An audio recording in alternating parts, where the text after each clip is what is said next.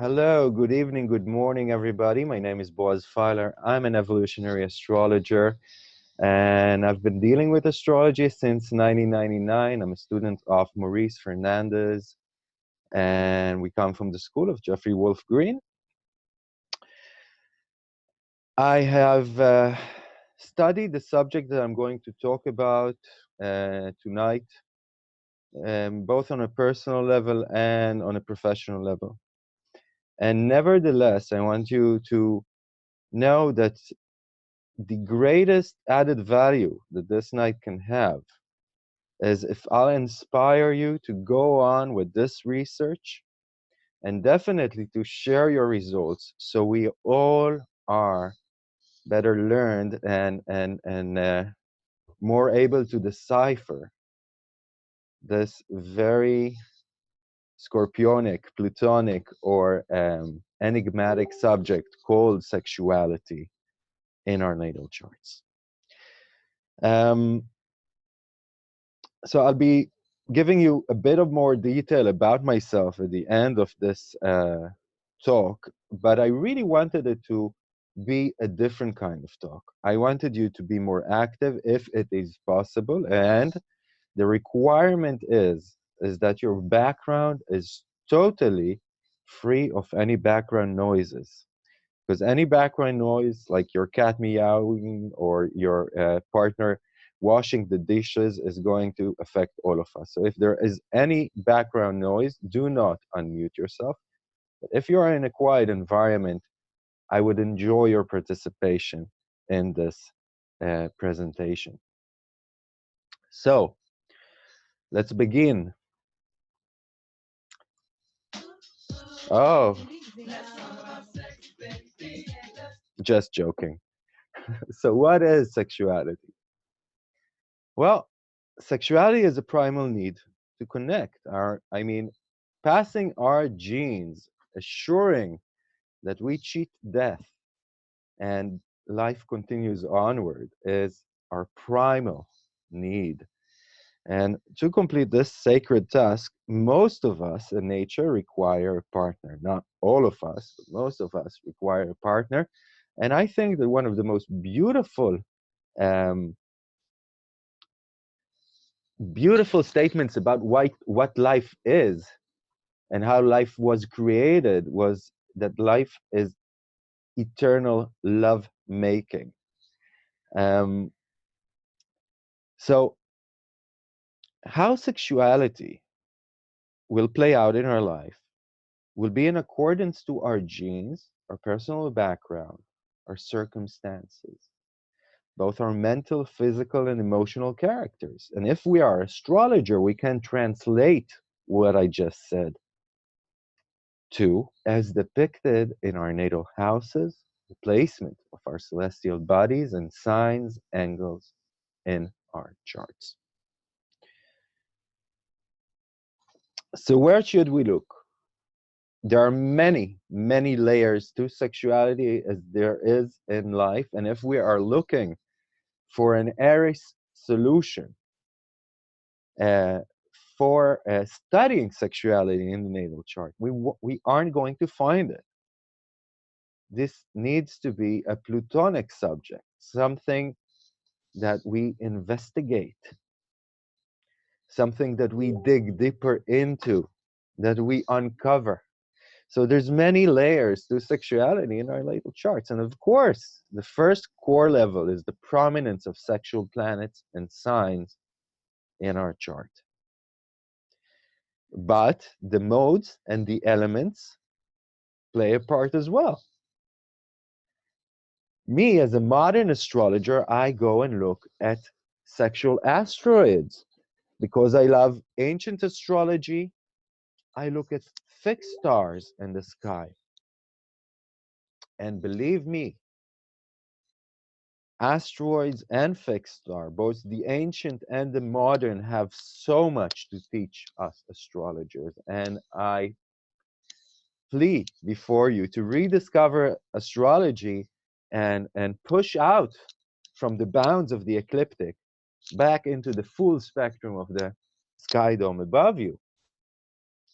And then there are mathematical parts, like sexual Arabic parts, that can also play a prominent part. Of course, we won't have the time to touch all of these subjects tonight. I'll try to give you, to spice them up for you, but talk more about the more important things. So let's begin. Where should we look? Now, of course, I think it's elementary to all of us that the first place we're going to look is the 8th house. The house of sex and death, the house of Scorpio, ruled by Pluto and Mars, the sexual planets. So, of course, that's the elementary spot that we are going to look, but we are going to look at the placement of these two planets as well in the chart, and the placement of Aries and Scorpio in the chart as well. But if we want to dig deeper, we need to look at power buildup, as I call it, in these area of the chart. And if we have a power buildup in these area of the chart, it could make us more sexual. If we have power inhibitors like Saturn or Chiron or Neptune, all the signs associated with them in those areas, they may constrict our sexuality for some years. In the very same way, there are sexual cold spots in the natal chart. And if my sexual buildup will be in those areas or the signs associated with them, they could tilt the sexual emphasis from being physical in its nature to either mental or verbal or even public in its nature. And we're going to see that in a second. So, what are these sexual hotspots? On a basic level, what are the symbols of sexuality and relationship? So, of course, we said Pluto, 8th house, Scorpio. Mars, 1st house, Aries. Venus comes in as well with the 2nd and 7th houses with Taurus and Libra. And of course, their placements, their prominence in the chart, their state, their honor, if we're talking traditional, the angles that they create to other planets of importance, to the luminaries, to the angles, are very, very important, of cardinal importance. First and foremost, let's dig deeper. So check the importance of sexual houses and signs. So we're talking about the Taurus Scorpio axis, the 2nd, 8th house. And we're talking about the placement of sexual symbols by sign or planet in the 1st, the 5th, the 6th houses, and or the Leo Virgo area of the chart. Does everybody understand why Virgo comes into this mix? And I want to hear you. Or do you need an explanation? If I don't hear you, then I understand that you're not in a quiet background. So just to answer that question, Virgo is the place in which the bodies condense into one. Our mental and the physical and the emotional touch, interlink. That's why it's the place that is linked with our daily lives, with our mental activity, and with our health, as well with ongoing improvement. So if there are sexual signs associated to Virgo or Mercury in this state, then you can say that sexuality is going to be a subject that is continued with refinement and improvement and processing. And we'll see a lot of this connection between sexual planets in Virgo or the 6th house or Mercury in this presentation.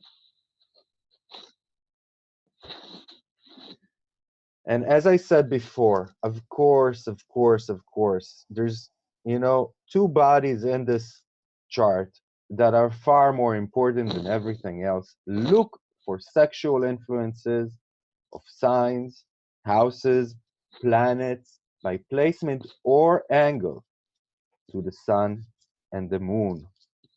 Elementary up to now. So let's reach a little further. The energetic points of the chart.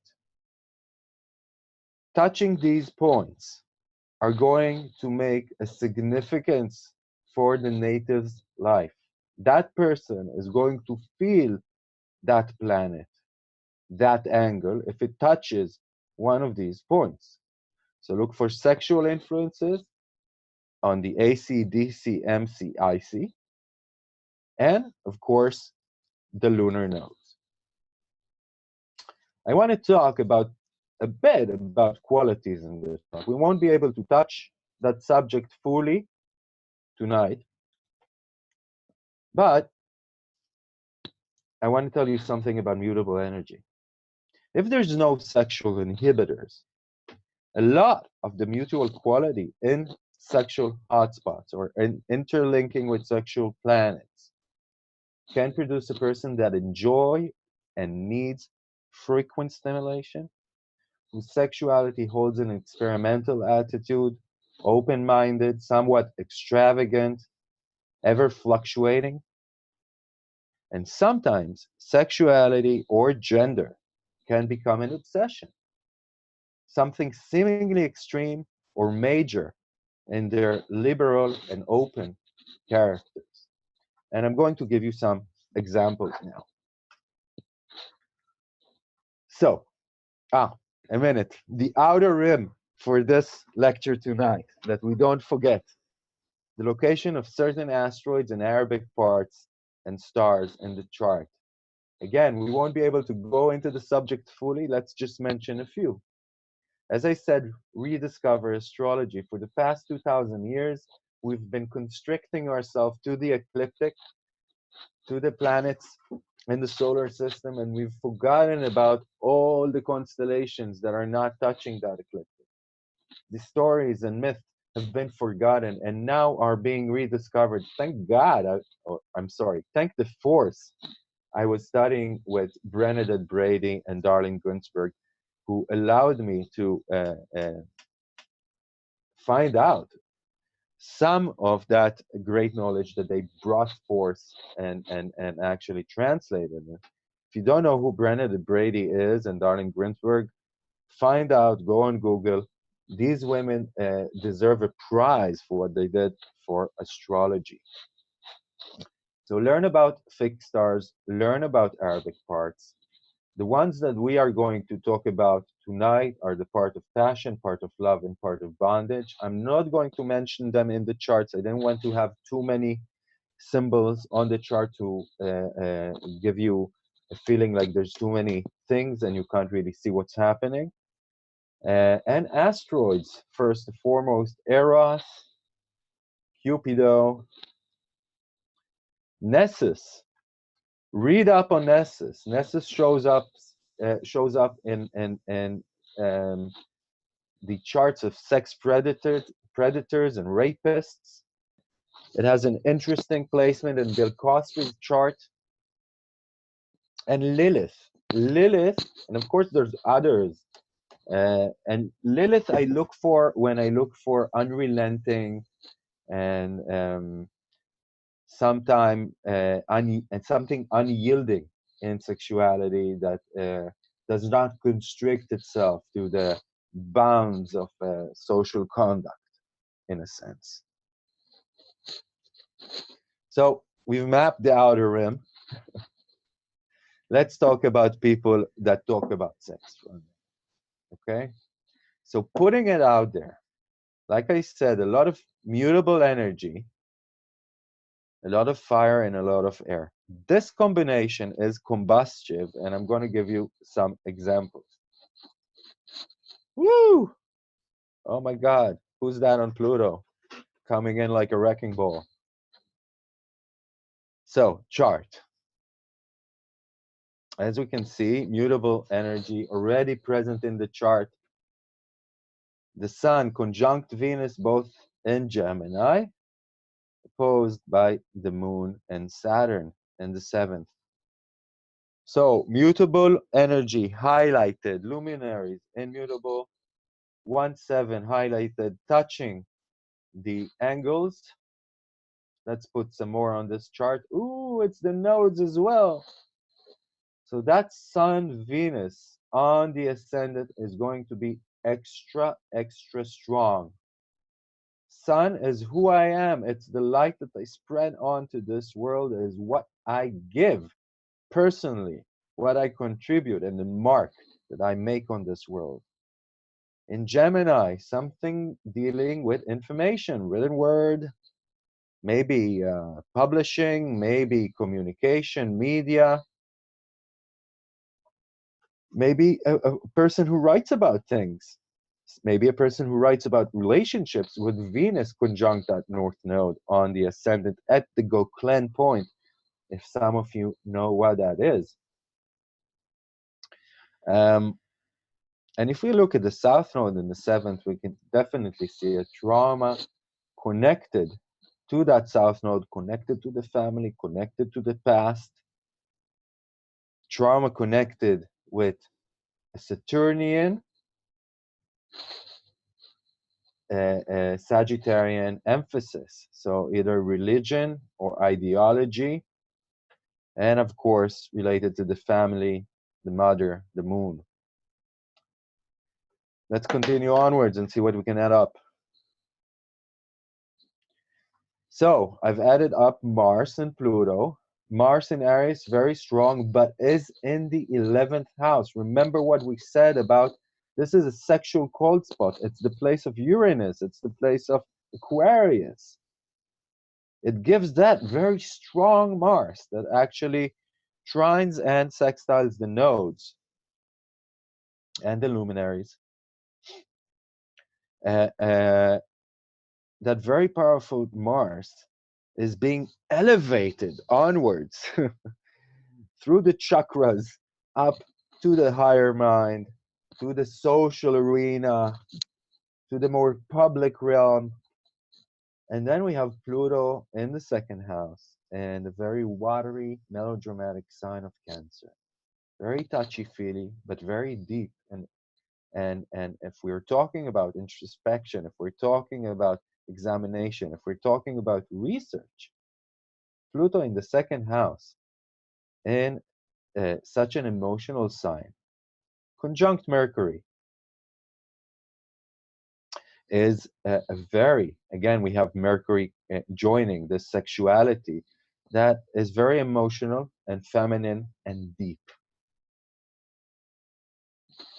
So, just wanted to add all the different stars. We have Jupiter, Chiron in the 11th. That Mars is conjunct Uranus on the cusp of the 11th. So now we know that this person's career is going to be different and groundbreaking because of Uranus in the 10th house. And I've added Eros on the MC, smack on the MC, giving us another indication that this person came here to talk about relationships, love, sex, or deal with that subject. Let's see who that is. Have a guess, anyone? Dr. Ruth Westheimer, really a pioneer in what she did, opening up the road for so many women to feel better about their sexuality, to be more open about their sexuality, really helped all of us feel more open and positive about our sexuality. And I don't know how many of you know, but she came from a very big trauma when all her family was killed in Auschwitz, just as she was a kid. So let's go on. And I just want you to concentrate before I go on all that fire, air, mutable energy in the chart. And let's see what this combination brings again. So another person, look at this full moon. So that's a lady that was born on a full moon. Excuse me, because my eyes are a little dry. The weather here has been dry like hell through the last few days and cold. So here we have the mutable energy again highlighted. Let's add something to this. Squaring the luminaries, we find Mars in Virgo, in the 6th house, conjunct Jupiter. Very sexual, but again, Virgo never ceases its work, never stops working, not even for a minute, especially if she's conjunct Jupiter. I see this with a lot of people who go through a lot of progression with who they are, with their identity, Mars, with their sexuality and desires, Mars, and with their body, 6th house, Mars, and their sexuality. People going through a lot of plastic surgery, the betterment of one's body. I've added to the sun in a broad conjunction 2 planets, Mercury and Venus, again in Gemini, very closely conjunct. Again, a person that came to talk about relationships, talk about love, talk about all of these Venusian subjects, communicate, and this is in her 3rd house. Sun in Gemini in the 3rd house. Gosh, conjunct Mercury. Can this woman talk? And she can get some people irritated with that conjunction. I'm sorry, with that square to Mars, Jupiter in the 6th, maybe her co-workers. Let's add up some things to this. We have Uranus coming in Aries, in the 1st house, making this a different person not afraid to be herself, not to follow social norm as much. We can see that didn't improve with her home and family life, with the square to this Pluto again in the watery sign of Cancer. Neptune joins the twosome in the 6th. And now that we've added everybody, including Eros, again in her 10th house, we got John Rivers, who is quoted saying, "I succeeded by saying what everyone else is thinking." God bless her. Again, fire, air, mutable energy. You find this interesting so far? Tell me if you like it. If you don't, I want to hear that as well. So let's go and if we didn't have enough mutable energy, let's go for some more. We have a very unbound Mars just at the Goklen point, again in the 12th house, the strongest point of the natal chart. People, if you see a planet above the ascendant in the 12th, that's the strongest objectively. It's not because I say it, it was statistically tested, empirically tested. That place is the strongest place in one's natal chart. The second strongest place is just above the MC to the 9th house. We're talking about 10, 15 degrees. So we have this Mars rising in Sagittarius at the Goklen point, unbound, uninhibited, sextiling a very well placed Jupiter on the MC. Very exact, same degree in Virgo. Again, mutable energy. I'm sorry, I've been talking for 8 days straight. I've been working in Greece and clients and giving a workshop. My voice is like, sorry for that. Try not to speak up, and I hope you can hear me. So I've added the luminaries in quincunx to one another.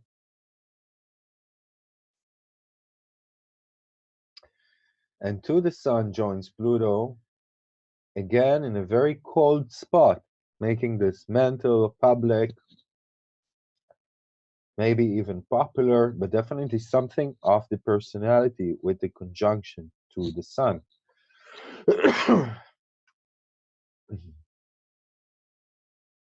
Mercury is sextiling Venus. Venus, again, at the second strongest point of the chart. The Mercury is in Scorpio. So we know this person is thinking about subjects that are to be confidential or to remain hushed. But again, it's in the 12th house, and the 12th house has something of public, something of opening it out to the world. Uranus adds up to that Mercury opposing Chiron in Taurus in the 5th. So we now know that this person is an independent thinker, maybe even a revolutionary thinker in the subject she chooses to go on with. You agree, Georgia? And we've added Saturn conjunct that very well placed Jupiter on the MC, bringing a sense of trial and great ambition, and also judgment by the public, some constrictions, and we often see this conjunction with great thinkers.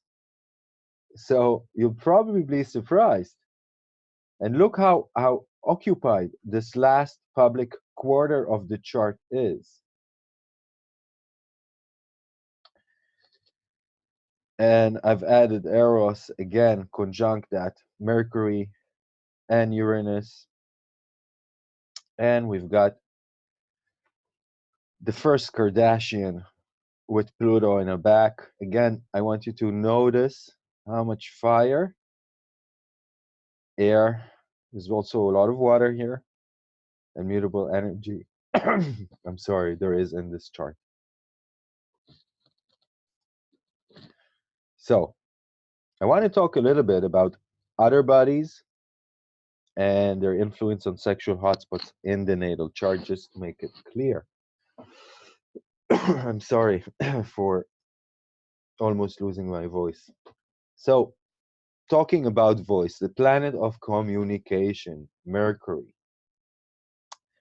Mercury will bring a person to be occupied with sex first and foremost in his or her thoughts. The thinking of sex provides the paramount excitement.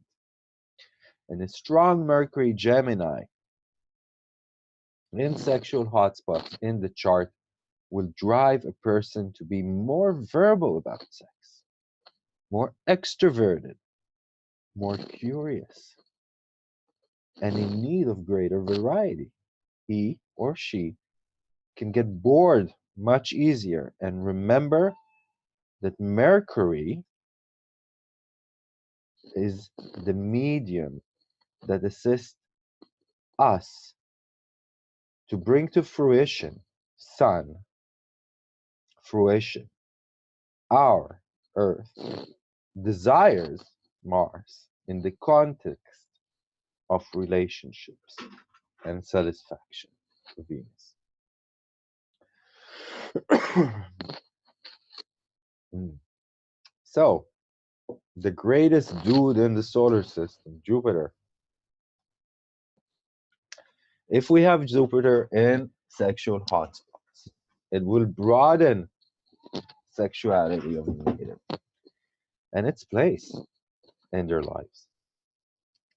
We can say that the planet's expansive and empowering influences will attach to the subject of sexuality, as well as our search for personal truth, our path to wisdom, the widening of our horizons, and the search for the freedom associated with Jupiter and Sagittarius.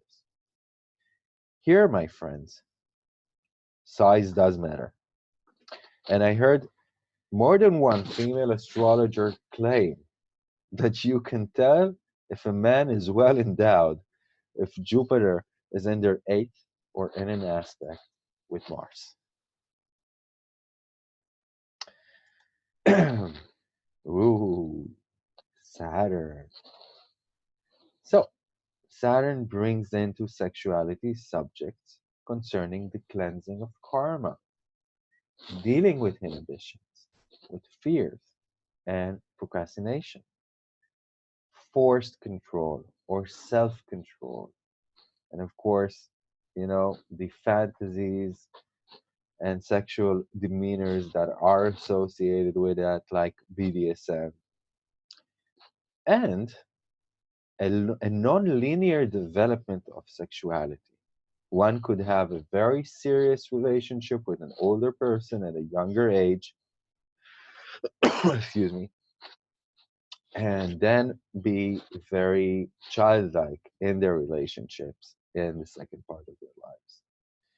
We can skip stages and later come back and have to fill in those gaps.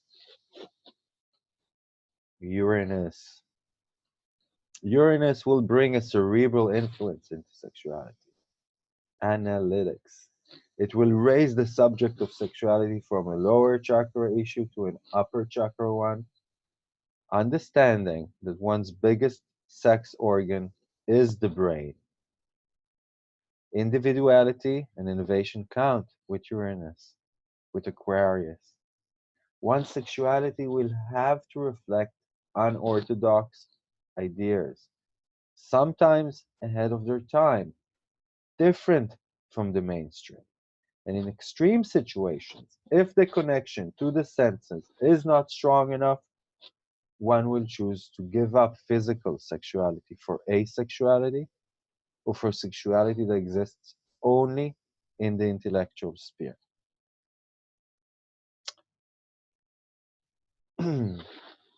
Neptune, the dissolver.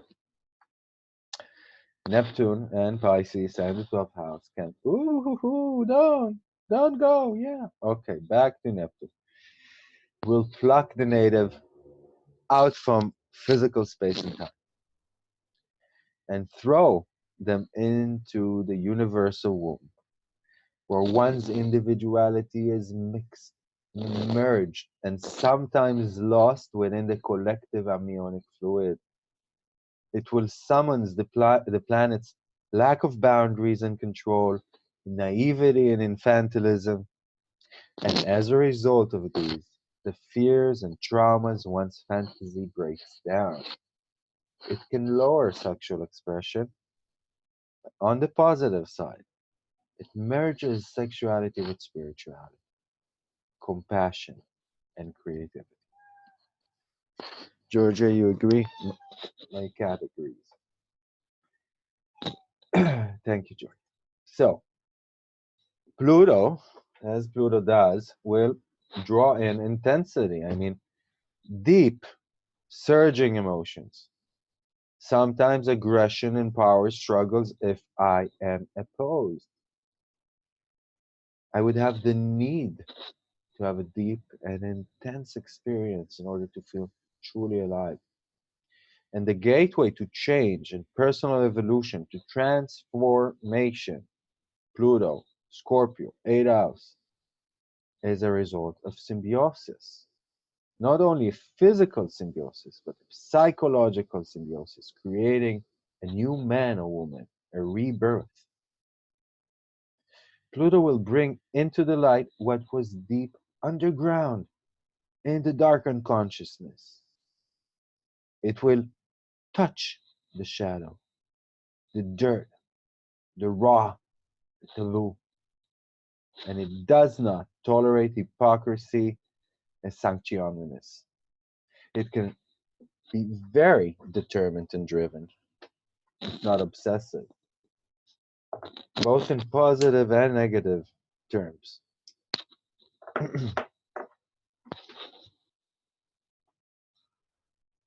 So I want us to, before we examine some more charts, I want to say a bit about the sexuality of elements. And as I said, sexuality is a deep subject, and we need to approach it from all kinds of angles in the natal chart. And if we do not understand the elements well, we can't understand sexuality well that is depicted through the elements in a native's natal chart. And I hope you're all following me. So, Earth. Earth is very, very sexual. But it takes its time, you know. No hurries. With time, Earth knows just what to do. Earth knows best. Give her the right conditions, Taurus, the right tools, data, capabilities, Virgo. Put the rules in place so experience can be gained, Capricorn. And Earth will make sure that this seed will bloom into a forest. Takes its time. Unlike this body here, fire. Hoo-hoo! Fire will surge onwards and conquer without thinking it over before, Aries. See its part in the deed of lovemaking as a way to leave its mark on the world. Play its part on the stage or as a gateway to creativity. Leo. Eternity, really. As a place to feel free in or be free from. As a way to attain a spiritual connection and gain higher wisdom. Sagittarius.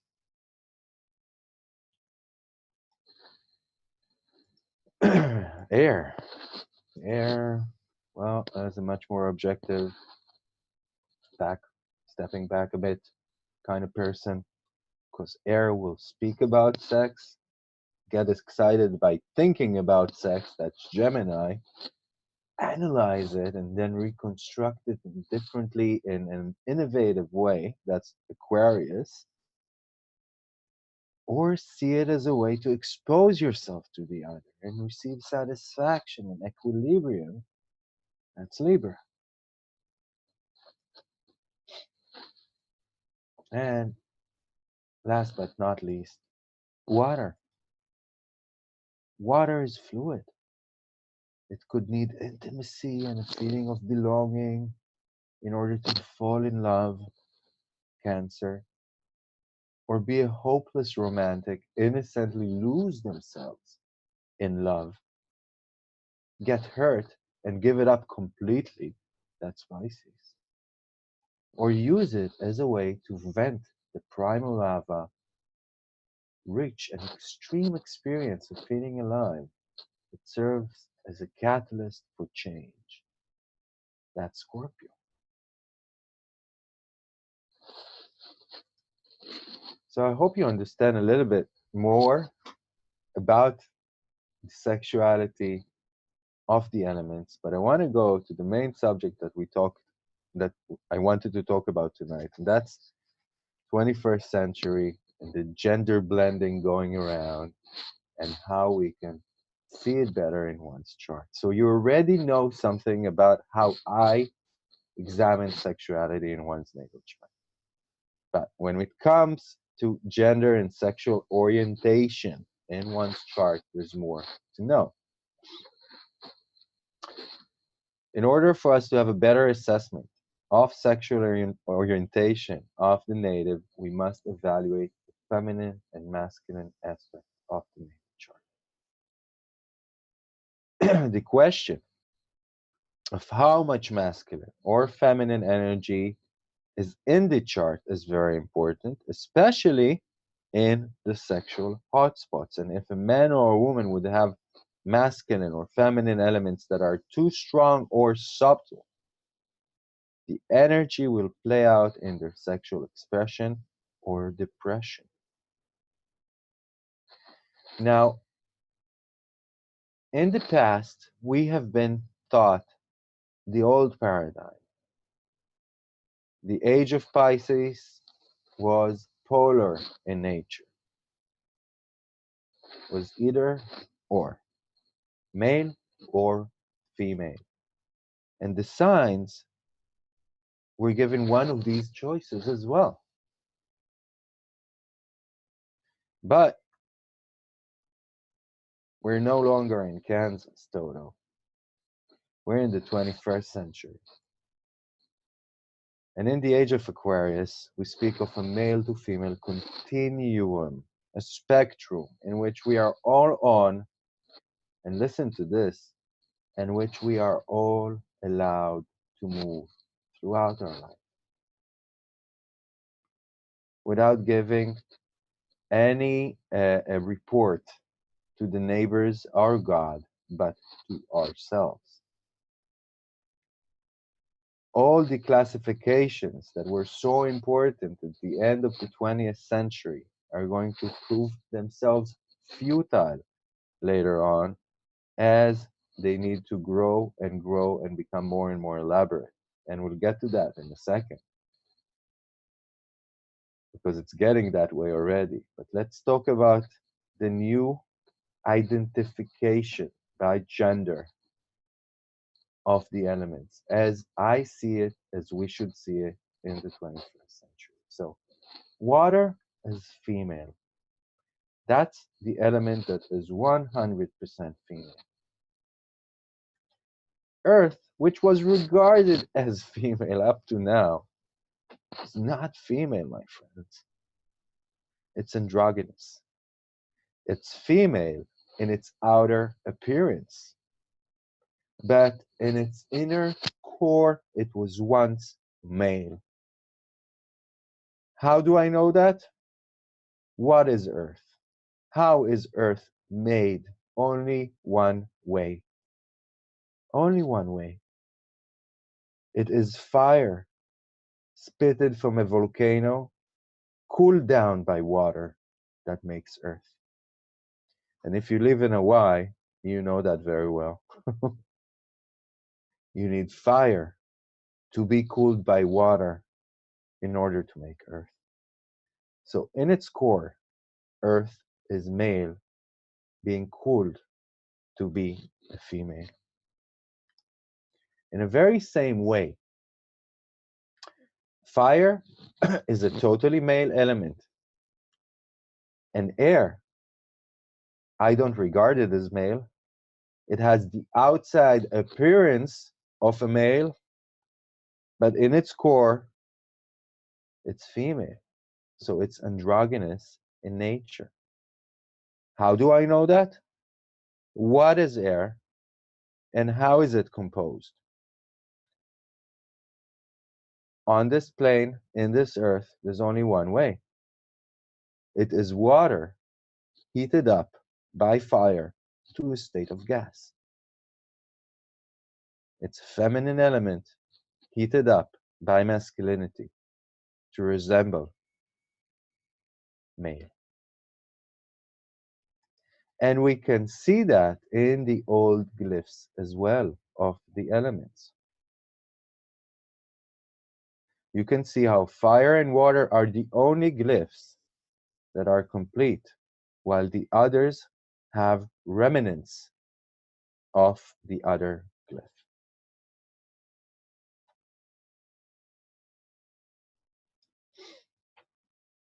And this is what we are opening into in the 21st century. It's no longer male or female, buddies. We're all over the place, and children growing up today have a much harder choice to identify themselves, to characterize themselves. And that's why I'm saying that all of these constrictive identification is going to limit us. And in 20 years or 30 years, no one would care if you had a phase in which you were gay, or then had a phase in which you were bi, or then you dated a transgendered person. Who gives a? As long as it was fun and you both were nice to each other, why should I characterize you as anything? That stays in your bedroom as it should. So these are some of the symbols that are coming up. And since I'm very much part of these communities, and my previous job before becoming a full-time astrologer was working with NGOs, and I've been working with a lot of gay, trans, queer, and bi and pansexual organizations. And these come from the young generation who are looking for a more unique self-identification than the polar idea that we grew up.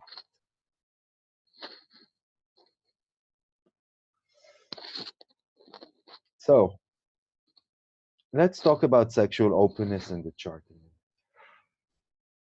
If for sexual openness, I would want to see a prominent Uranus and Mercury in the chart. Neptune can also contribute to one having less boundaries in his or her sexual conduct.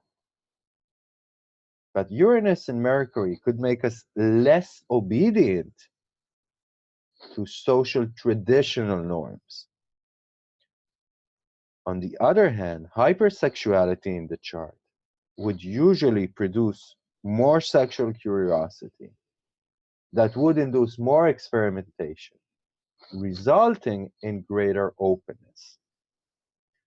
So sexual openness could be reached by a prominence of Uranus Mercury, making the person more reluctant to follow tradition.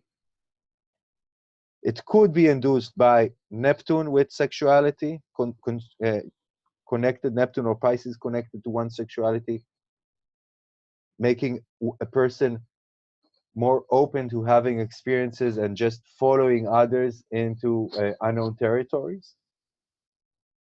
Or it can come by hypersexuality that produces more experimentation. That brings to greater openness. However, we have to remember that these traits can be obstructed by signs of insecurity or reliance on external factors to provide the moral, spiritual, ethical, and of course, sexual codes of conduct. Person with an inner backbone, and that's what I'm generally saying here, that the person with a strong inner backbone, a secure inner compass, who takes into consideration his or her personal truth before that of her or his community, society, religion, can feel less socially constricted and thus be less inhibited to explore sexuality.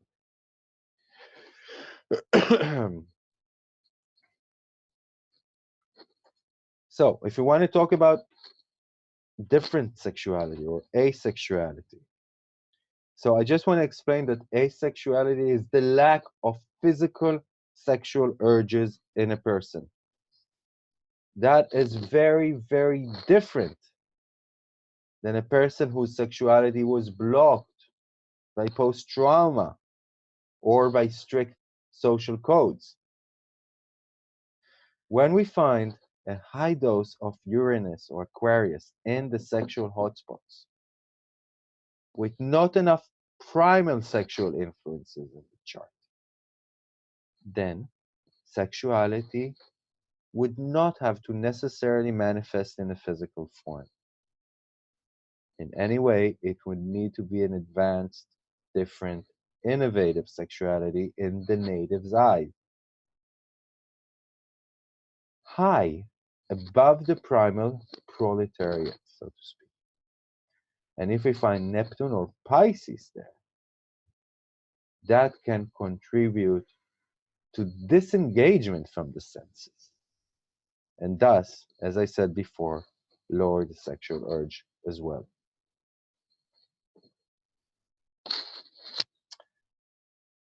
If we talk about lesbianism and homosexuality, again, we're looking for Uranus Aquarius, alongside with Mercury and Gemini. But here, we will require a strong masculine influence in sexual hotspots, usually for both sexes. Sexual hotspots in the chart could also be influenced in a reverse manner. That male influence would be where usually we would expect to find female influences and vice versa, such as the 7th house, the 5th house, the 8th house, ascendant, and so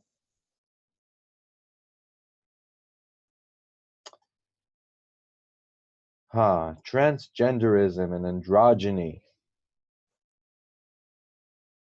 Here is what I know so far. You could take that Uranus, Aquarius, Mercury, Gemini cocktail with a double helping of the 6th and Virgo,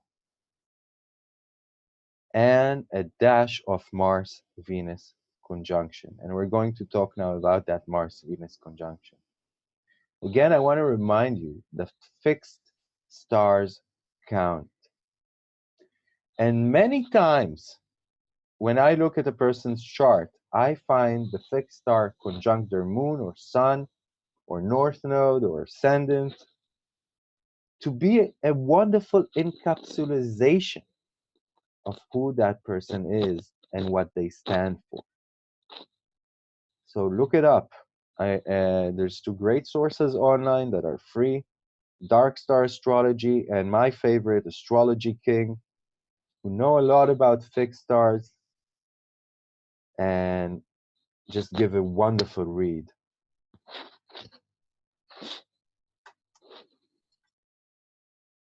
So let's talk about that Mars-Venus conjunction and the mixing of the genders.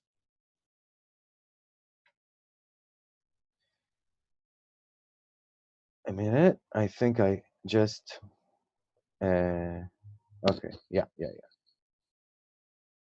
I just want to emphasize before, after saying that fixed stars count, that the mixing of the genders needs to be apparent in some significant way in the chart. For people with a lot of androgynous or transgender energy in them. And Mars-Venus conjunct is the classic way of having these genders and qualities mixed. And what happened? Venus gets excited and becomes more primal by Mars. Mars cools down and becomes more feminine and gentle. And even if we're not transgender or anything, whoever has this combination asserts and needs healthy sexuality in the relationship and a very lively spirit regarding the physical union and the mixing of the physical and the emotional. And of course, yes, that could contribute to bring forth androgyny. Doesn't necessarily go out that way, but also a hedonistic nature. And of course, that will depend on house and sign placement in the chart. Now, last but not least, the location of fixed stars, as I said, and I'll be mentioning just three that all have those mixing of the genders qualities. First, Alcyon, Marcus Melinis in the 1st century AD, folks, that's 2,000 years ago, said about the Pleiades and Alcyon, people that would have it conjunct their sun or a prominent place in their chart, he said, they will smooth their hairy limbs with porous palms, loathing their manhood and craving for sleekness of arm. They adopt feminine dress, footwear done not for wear but for show, and an affected, effeminate gait. They are ashamed of their sex, and that, my friends, is a code in the ancient texts for they are gay.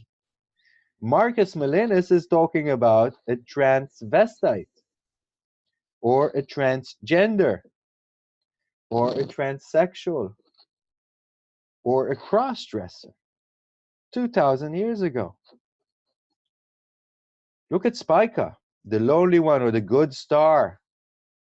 Ptolemy described that star as one of the strongest stars that mixes the nature of Venus and Mars in the constellation Virgo.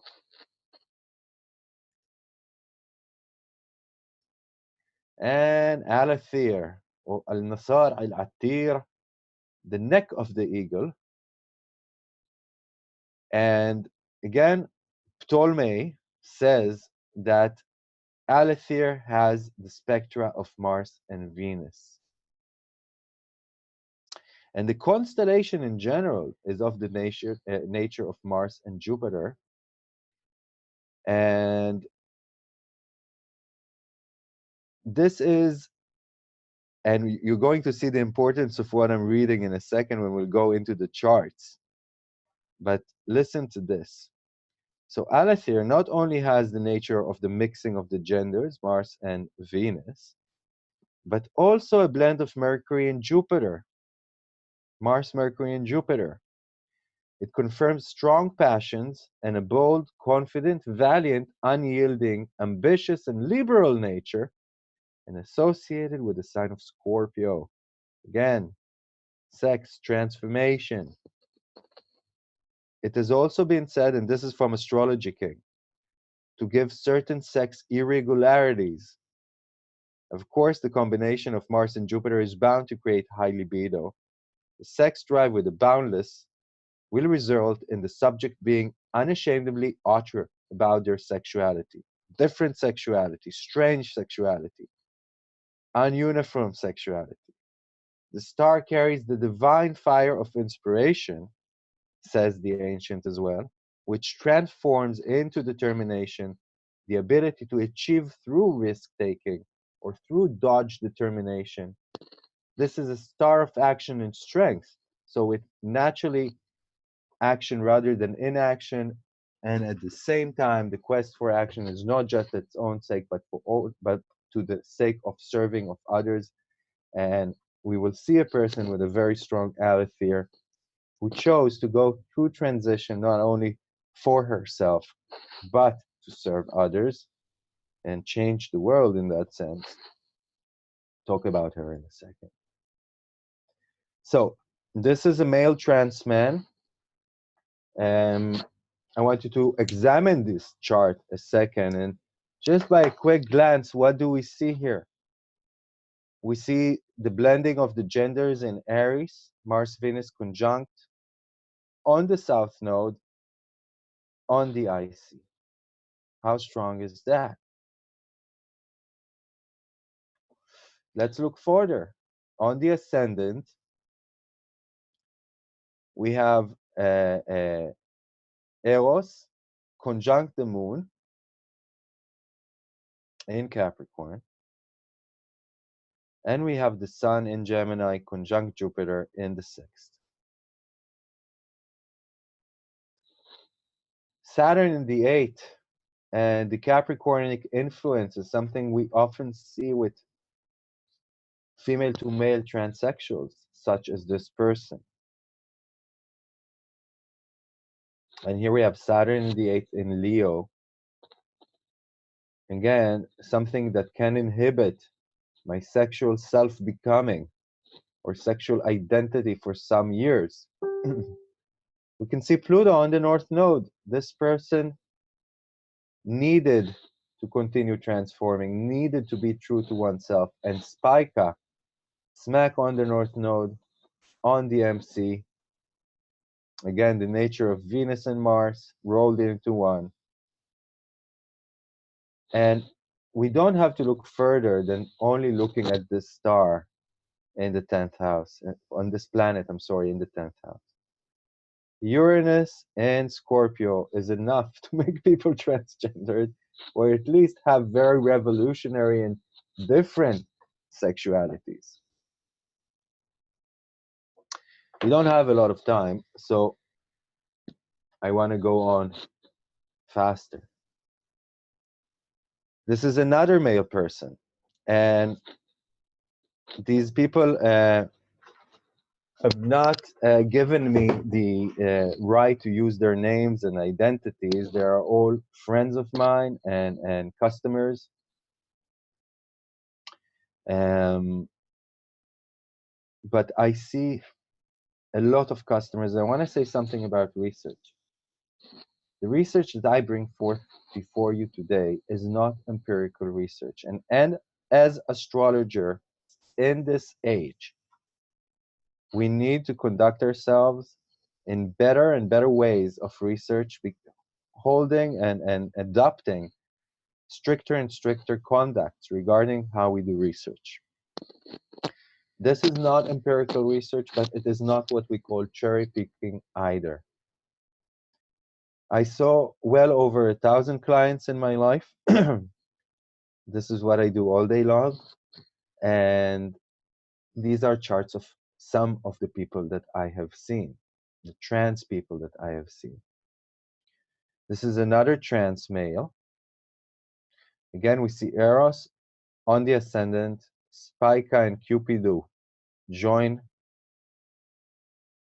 We see the blending of the genders on the South Node in Leo in the 11th.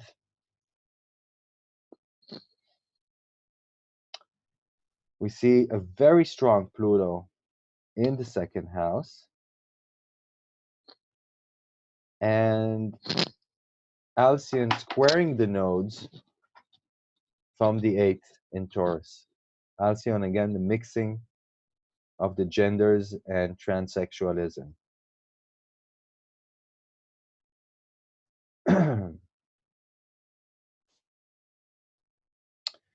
This is a female trans woman. I mean, we don't have to look any further than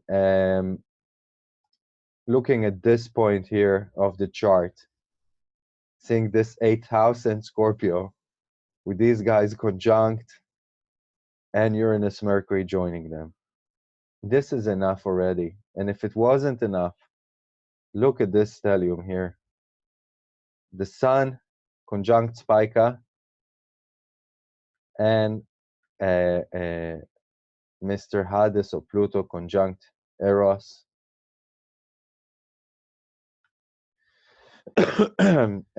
Just to add up to the flame, we have Jupiter in Leo in the 5th, Cupido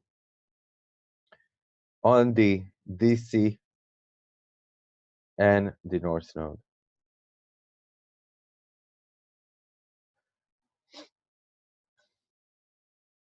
How do I turn it back into?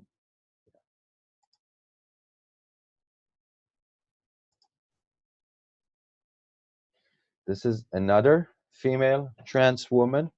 When I say female trans woman, I mean someone who was male and is transformed to female.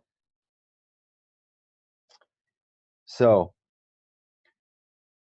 can you see Mars and Venus conjunct here? No.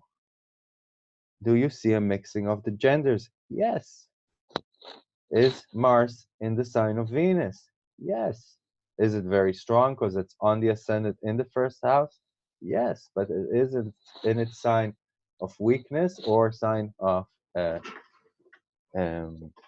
fall or determined. I don't remember because I'm not a traditional astrologer, but nevertheless, we can see the Venusian influence.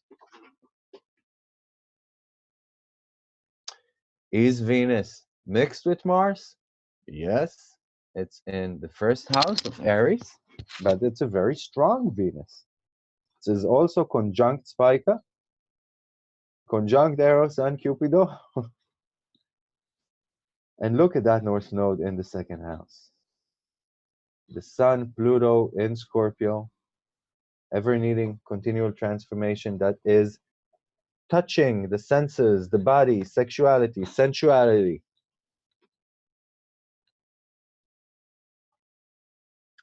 Very feminine moon too.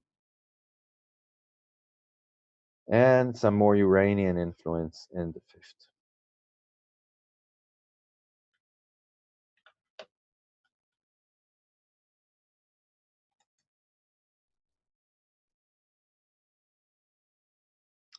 We saw this.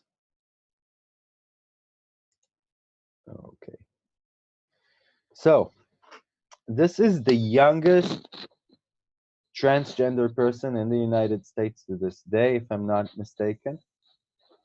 This is Jazz Jennings. Jazz Jennings was a pioneer, changed so much for so many children.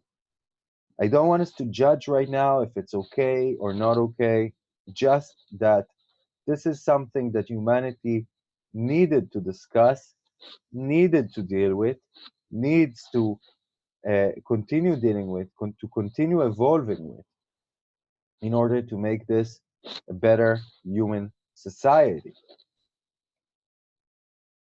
Whether you support what these parents and children decide or not, that's not the point. But Jazz, when she was born, she would never conform to her gender specific role. She always said that she was a girl. She insisted that her parents refer to her as a girl and dress her as a girl. And when she was, I think, this is her on the left as a boy, and on the right, this is her as a girl.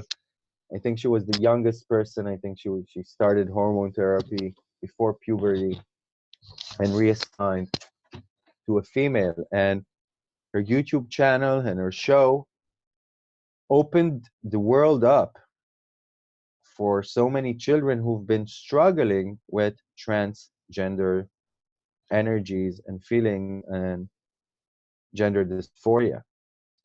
And this is something very serious, folks. Whatever you think about transgenderism, you have to understand the statistics. We have more and more people, more and more children that are coming out with these phenomena. And this is the only community worldwide, and listen to this, the only community worldwide, and hopefully these statistics change very soon. But to this day, this is the only community worldwide that if you are suffering for gender dysphoria, which is feeling that your gender specification is different than your inner expression. This is not about age, it's about your gender. If you feel inside different than your outer rim, your exterior, then statistics says you are likely to have a 40%, you have a 40% likelihood to try and commit suicide in your life. That's 1 in 2, folks.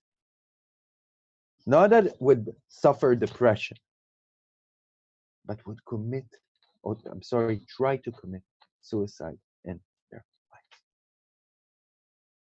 Just that you grasp how strong, what an influence, depressive influence of hopelessness, gender dysphoria has on this people. So for them and their parents, they're happy they live in a more secular, open-minded, Uranian or Aquarian age and world. And if we look at Jazz's chart, we see Spica conjunct the Sun, We see that Venus, Mercury in the Scorpionic sign in the second house. We see Alcyon, again, mixing of the genders, conjunct Saturn at the 8th, conjunct Jupiter. And look at that Mars squaring those folks and squaring that Pluto Chiron, again, in Virgo. The moon is conjunct Alethea, mixing of the genders. The south node, conjunct Eris, and the moon, which is the ruler of the north node. Again, look at how much mutable energy. She became a symbol for children and parents worldwide. She's now very, very well known.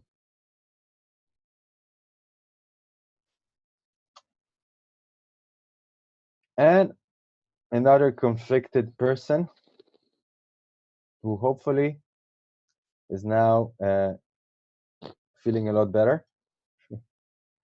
We can see the square between the luminaries and the Uranian and Scorpionic influences in very important places of the chart by the angles.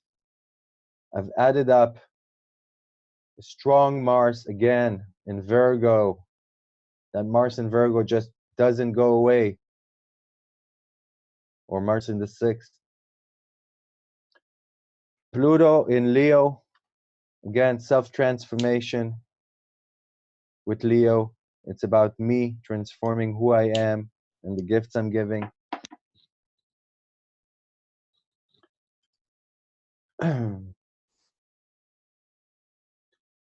And we add up Spica and Eros and Alethea, and we find the mixing of the genders very well placed in this chart of formerly Bruce, now Caitlyn Jenner.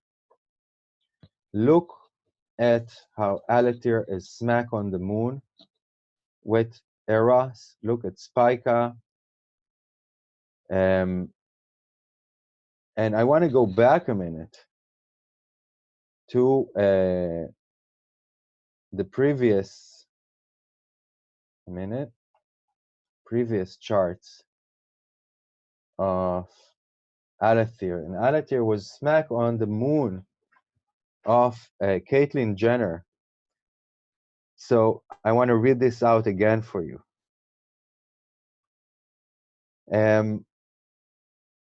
First of all, this was an athlete. How is that for Mars with a blend of Mercury and Jupiter? Bold, confident, valiant, unyielding, ambitious, and liberal nature. Isn't that him? And look of what they wrote as well. This star carries the divine fire of inspiration, which transforms into determination the ability to achieve through risk-taking or through dogged determination. This is a star of action and strength, and so will naturally action rather than inaction, naturally favor action rather than inaction. And at the same time, this quest for action is not just for its own sake, but also to serve others. And this woman has done so much change, so much change in the world because of her public transformation. Okay, I want you to look at another chart. Look at this person. We have, again, Uranus on the ascendant, strongest part of the chart in Scorpio. That's enough, as we said, to have a revolutionary sexuality, a different sexuality. It is opposed by Mercury in the sensual sexual sign of Taurus, together with Chiron. Look at Spica rising with the North Node, mixing of the genders. Oh my God, look at Alcyon smack on the sun. Again, remember transgenderism, They like to smooth their skins, have a feminine gait, and so on and so forth. Marcus Molinas, 1st century AD. And we have Alatir trining all of these people. We have Eros squaring this Mars, Pluto,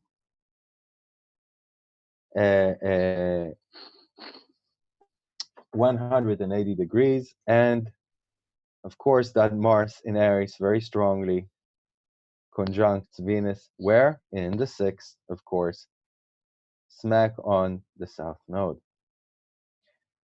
To add to that sexuality, we have Neptune in Sag in the 2nd, opposed by Jupiter in the 8th, in the sign of Mercury, again mixing with the moon, mixing in there in the 8th in Gemini.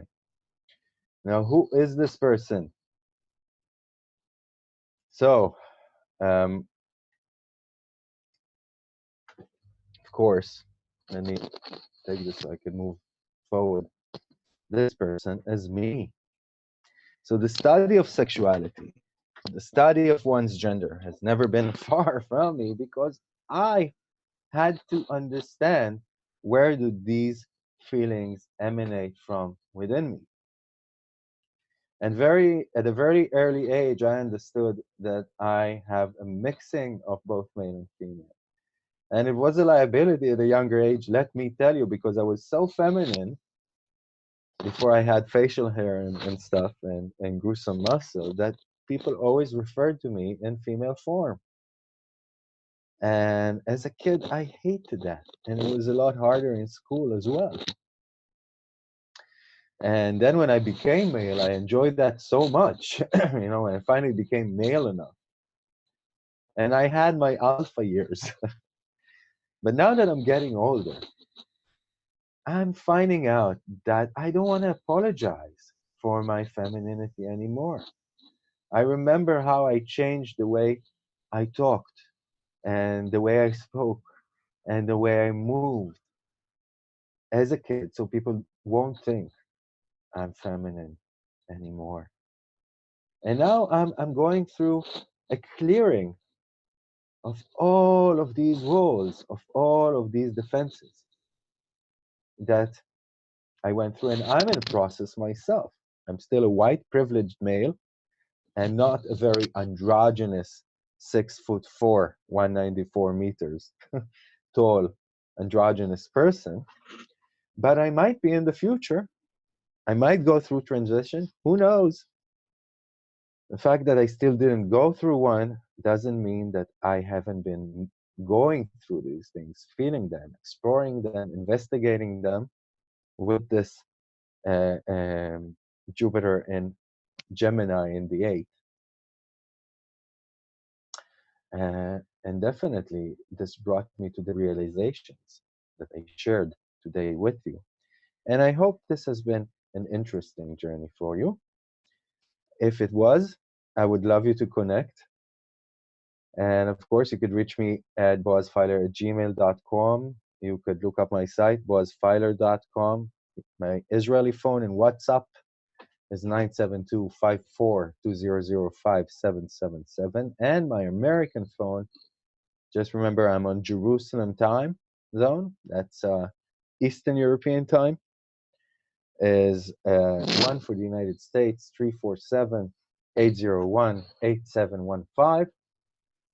My Facebook is Profiler Astrology, and my YouTube channel is Evolutionary Astrology Forecast, where I have weekly forecasts in both Hebrew and English, different videos that talk about celestial transits through the week and prepare you for them. And if you want to study astrology, if you want to come to lectures, if you want to have a consultation, you're more than free to contact me. I'm also the Israeli satellite for the Organization for Professional Astrology. I was previously on the board as their community outreach director worldwide, but now I'm getting things in order here in Israel as the satellite for this country. So if you don't belong to at least one astrological organization, join an organization, and of course I suggest OPA. It's a wonderful organization that connects you to a vibrant astrological community worldwide with over 20 lectures a year. And I want to thank Linda and the staff and the volunteers for this amazing channel, for this amazing Facebook page, for this amazing YouTube channel that really brings the world's foremost astrologers. And I'm honored that I got to join such a group tonight and provide such wonderful information to people for free. Isn't that great for an Aquarian age?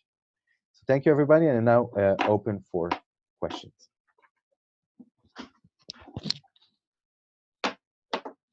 Linda, we can't hear you if you're... Okay, okay, great. You're going to take some questions. Do we have any questions from the audience? See that... Can you hear me, Boaz? Yeah. Okay, good. Yes, I want to thank you for an amazing presentation. So much information. Wow. Bringing us right up to date with this topic. Fantastic. So, any questions? I have a quick question. This is Shelley. I was wondering why the 9th and the 12th are hotspots, and then you mentioned some other hotspots. So when you referred to sexual hotspots, are you talking about all of them? The 9th and the 12th are not hotspots. They're actually cold spots. And when we talk about cold spots, look at the, if I can share the screen again, just to go back to the slide that I showed in the beginning. Let's go to that. When I talk about cold spots, they're not necessarily cold. They just bring sexuality to a more public, verbal, or mental plane. Where's the chart? Here it is. Okay, so you see the 9th and the 12th are actually cold spots. And if we have power buildup, sexual power buildup there, we would disseminate it. We would be verbal about it. Maybe it would be part of our ideology, but not necessarily will the physical be our first and foremost concentration. We would talk about it, think about it, maybe advertise it, but doing it is something altogether different. Is that more understood? Yes, thank you. Welcome. Okay, any further questions?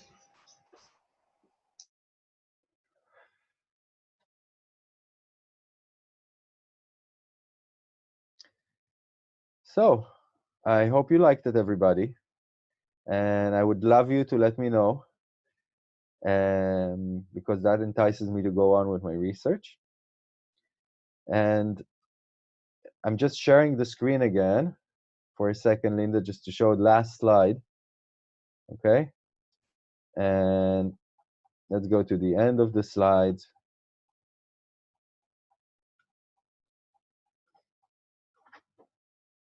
Just to see if I have any other information for you, or that I could just greet you, that you may live long and prosper. Be yourselves.